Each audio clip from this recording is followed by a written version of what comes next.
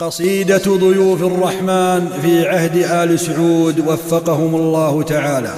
عج الحجيج وعج البيت والحرم، وسألت ربها في مكة الأمم أن يشكر الله سعي القائمين على رعاية البيت شكرا ليس ينصرم. فما ترى في ضيوف الله من أحد إلا سعيدا عليه البشر مرتسم. رأوا بأعينهم عهدا فحيرهم حقيقة ما رأوا أو ما رأوا حلم. عمارة يخلب الألباب رونقها كأن جن سليمان لها رسم.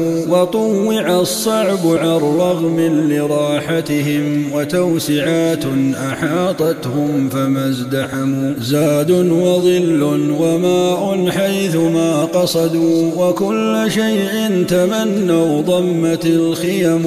ومعهم من حماة البيت حيث مشوا جند تزينهم الأخلاق والشيم. لا يأبهون لما يلقون من خطر، إذ الحجيج بطيب الأمن قد نعموا. ليوث غاب على الباغي مجربة، لكن لمن جاء من حجاجه خدم. فكم ضعيف على أعتاقهم حملوا، ومقعد بلغوه الركن يستلم. ولم تكل أياديهم وقد وقفوا يوما طويلا وحر الشمس مضطرم. يخففون عن الماشين سطوتها كأنها المزن منها القطر ينسجم. سقاهم الله يوم البعث من ظمأ، ويوم لا ظل في ظل أظلهم. وكم لآل سعود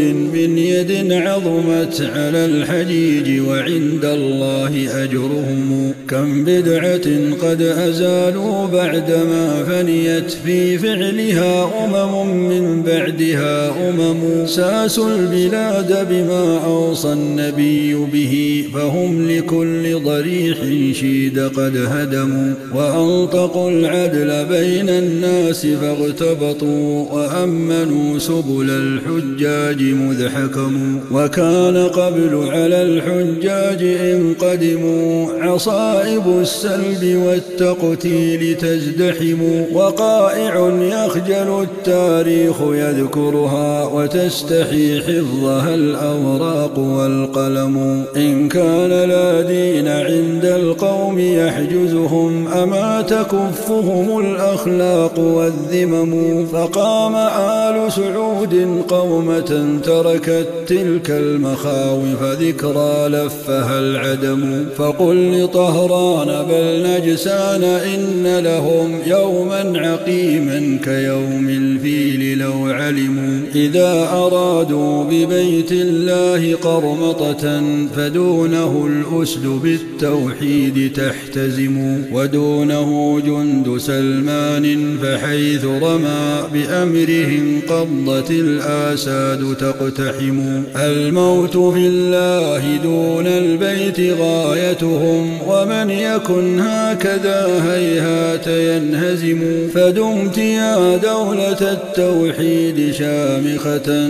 في ظل آل سعود يخفق العلم. فدمت يا دولة التوحيد شامخة، في ظل آل سعود يخفق العلم.